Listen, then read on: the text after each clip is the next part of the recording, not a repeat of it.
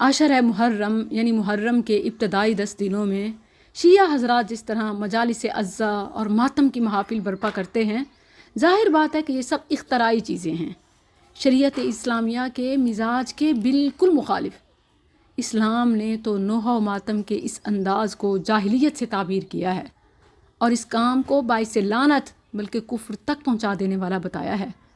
Unfortunately اہل السنہ میں سے بھی ایک بدعت نواز حلقہ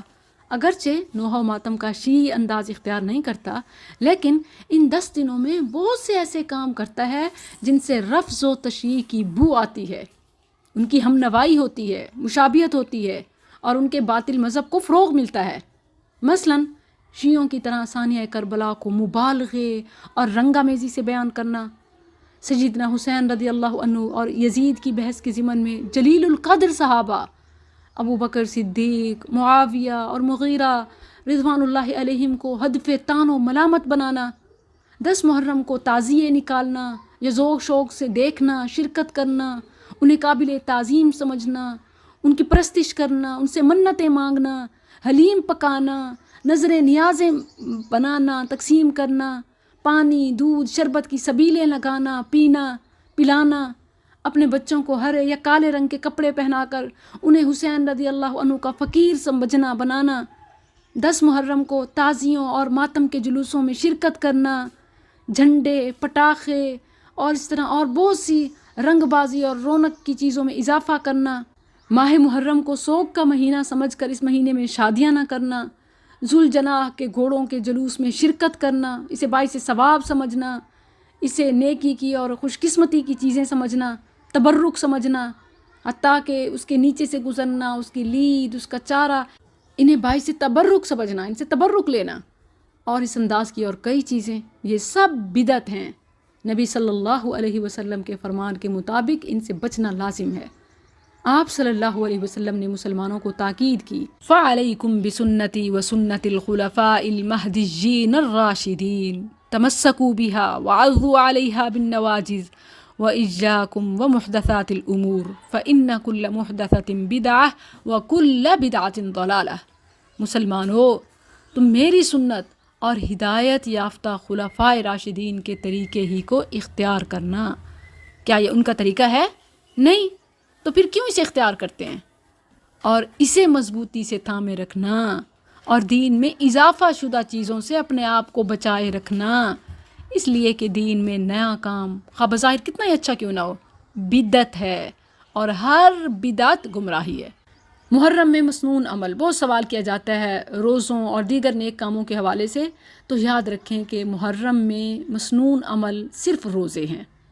محرم حرمت والا مہینہ ہے، نیکیوں کے کاموں میں رغبت رکھنی چاہیے، حرام کاموں سے بچنا چاہیے، بدرجہ اولا اس کا حکم ہے، خاص طور پر روزے۔ صحیح مسلم کے حوالے سے رسول اللہ صلی اللہ علیہ وسلم کا فرمان ہے، افضل الصیام بعد رمضان شہر اللہ المحرم۔ رمضان کے بعد سب سے افضل روزے اللہ کے مہینے محرم کے ہیں۔ بالخصوص 10 محرم کے روزے کی یہ فضیلت آئی ہے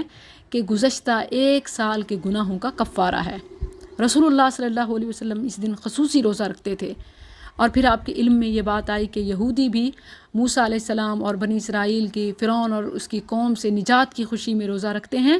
تو نبی صلی اللہ علیہ وسلم نے فرمایا کہ ہم تو موسیٰ علیہ السلام کی شریعت کے زیادہ قریب ہیں، ان کے حقیقی فالور ہیں، مصدقا لما بین یدیہ، اسلام سابقہ شریعتوں کی تصدیق کرنے والا ہے، تو لہٰذا ہم اس دن روزہ رکھیں گے۔ لیکن پھر جب آپ کو یہ معلوم ہوا کہ چونکہ ہمارے دین کی تو بنیاد ہی مخالفت یہود ہے، تو آپ نے فرمایا کہ اللہ عز و جل نے مجھے اگلے سال موقع دیا تو میں اس سے 1 دن پہلے بھی 7 روزہ رکھوں گا، لَأَصُومَنَّ التَّاسِعَ، یعنی 9ویں کا بھی روزہ رکھوں گا، جیسے صحیح مسلم ہی کے الفاظ ہیں، لَإِن بَقِيتُ إِلَىٰ قَابِلٍ لَأَصُومَنَّ التَّاسِعَ، اگر میں آئندہ سال زندہ رہا تو 9ویں محرم کا بھی روزہ رکھوں گا۔ اور اسی طرح نبی صلی اللہ علیہ وسلم نے یہ بھی فرمایا کہ صوموا یوم عاشوراء وخالفوا فیہ الیہود صوموا قبلہ یوما او بعدہ یوما۔ مسند احمد اور دیگر میں یہ ثابت ہے، عاشورہ کا روزہ رکھو یعنی 10 محرم کا، لیکن یہودیوں کی بھی مخالفت کرو، اس سے پہلے یا اس کے بعد 1 روزہ ساتھ ملا لیا کرو، یعنی 9-10 یا 10-11 اس طرح روزہ رکھنا چاہیے۔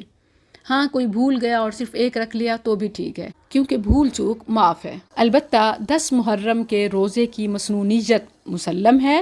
اور موسیٰ علیہ السلام کے دور سے ہے، لیکن یہودیوں کی مخالفت بھی لازم ہے، اسی لیے اس کے ساتھ یا 9 کا ایک دن پہلے یا اس کے بعد 11 کا لازمی روزہ رکھیں۔ ہمارے پیارے نبی صلی اللہ علیہ وسلم رکھا کرتے تھے،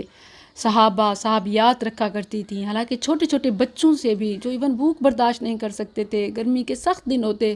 وہ انہیں بہلا کر کھیل میں مشغول کر کے کھلونے وغیرہ روئی کے کپڑوں کے بنا کے دے کے روزہ ضرور رکھواتے۔ تو یہ بہت ہی اہم روزہ ہے، اور یہی ماہ محرم اور عاشورہ کی فضیلت ہے، اور یہ دور موسوی سے آ رہی ہے۔ اس کا تعلق شہادت حسین سے نہیں ہے، کربلا سے نہیں ہے، کیونکہ یہ تو عہد رسالت سے بھی پہلے کا آغاز ہوا۔ سبحان اللہ، اور ہمارے نبی صلی اللہ علیہ وسلم نے اسے جاری رکھا۔